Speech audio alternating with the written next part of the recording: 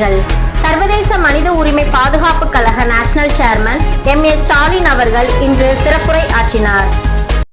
வணக்கம். நம்ம தமிழ்நாட்டில் இன்னைக்கு +2 தேர்வில் வெற்றி பெற்றிருக்கக்கூடிய மாணவி ரிக்ஷிதா அவர்களுக்கு international human rights protection council New Delhi சார்பாக என்னுடைய வாழ்த்துக்களை தெரிவித்துக் கொள்கிறேன். அது மட்டுமல்ல, மேலும் மாணவர்களுக்கு என்னுடைய தேர்ச்சி பெற்றிருக்கிற அனைத்து மாணவிகளுக்கும் என்னுடைய வாழ்த்துக்களை மீண்டும் ஒரு முறை நான் சொல்ல விரும்புகிறேன். அது மட்டும் இல்லை, தோல்வியுற்றிருக்கிற மாணவர்களுக்கு நான் ஒரு சின்ன ஆலோசனை சொல்லுகிறேன். தோல்வி என்பது நிரந்தரம் அல்ல. வெற்றி வாகை சூடுவதற்கு ரொம்ப தூரமானதும் அல்ல. நம்ம எல்லாம் எட்டக்கூடிய தூரத்தில் தான் வெற்றி நம்ம இடத்துல இருக்கிறது.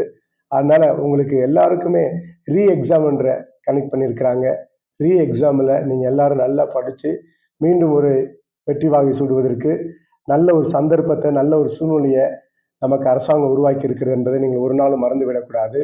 அதனால் மீண்டும் ஒரு வாய்ப்பை நீங்கள் எப்போதுமே மிஸ் பண்ணாமல் நல்லா படித்து நல்ல மதிப்பெண்கள் எடுக்க இந்த ஹியூமன் ரைட்ஸ் உங்களை மீண்டுமாய் வாழ்த்துகிறது.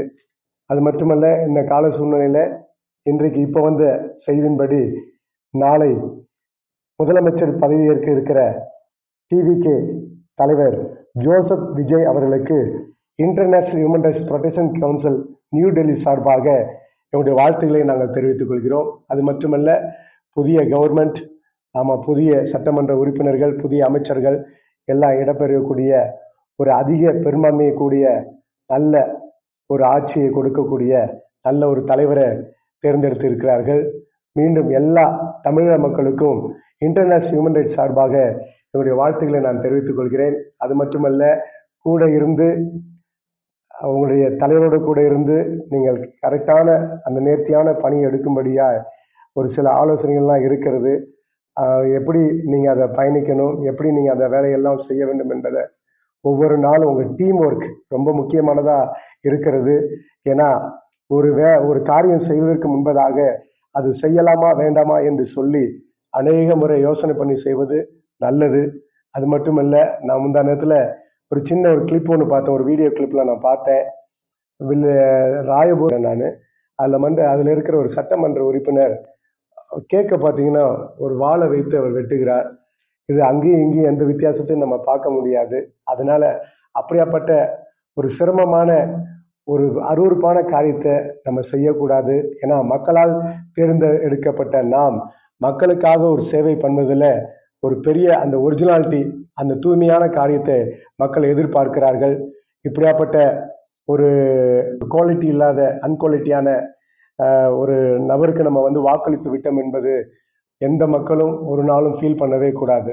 அதனால நீங்கள் செய்கிற காரியத்தை உங்கள் தலைவரை பாதிக்கும் என்பதை சிந்தித்து செயல்படும்படியாக நான் அன்பாய் ஒரு வேண்டுகோள் வைக்கிறேன். அது மட்டுமல்ல, ரசிக பெருமக்களுக்கும் ஒரு ஆலோசனை சொல்ல விரும்புகிறேன். எந்த இடத்துலையும் அராஜகம், எந்த இடத்துலையும் வன்முறை, அதே போல் எந்த இடத்துலையும் தலைவருடைய பேரை கெட்ட பேரை ஆக்குவது, அப்படியாப்பட்ட எந்த ஒரு காரியத்திலும் நீங்கள் ஈடுபடக்கூடாது. அது மட்டுமல்ல, முக்கியமாக தமிழக மக்களுக்கு நீங்கள் எந்த ஒரு தொந்தரவும் இல்லாமல் நாளை தினத்தில் கூட பதவியேற்பு விழாவில் நீங்கள் கலந்து கொள்ளுகிறவர்கள், கலந்து கொள்ளாதவர்கள் எப்படி இருக்க வேண்டும் என்பதை நீங்கள் அறிந்து கொள்ள வேண்டும். எந்த இடத்துலையும் ஜனங்களுக்கு எந்த ஒரு டிஸ்டர்ப் இல்லாமல், எந்த ஒரு தொந்தரவு இல்லாமல் நீங்கள் அமைதியான முறையிலே நாளைக்கு அந்த பதவியேற்பு விழாவில் நீங்கள் கண்டு காணும்படி இன்டர்நேஷனல் ஹியூமன் ரைட்ஸ் சார்பாக நான் அன்பாய் ஒரு வேண்டுகோளை வைக்கிறேன்.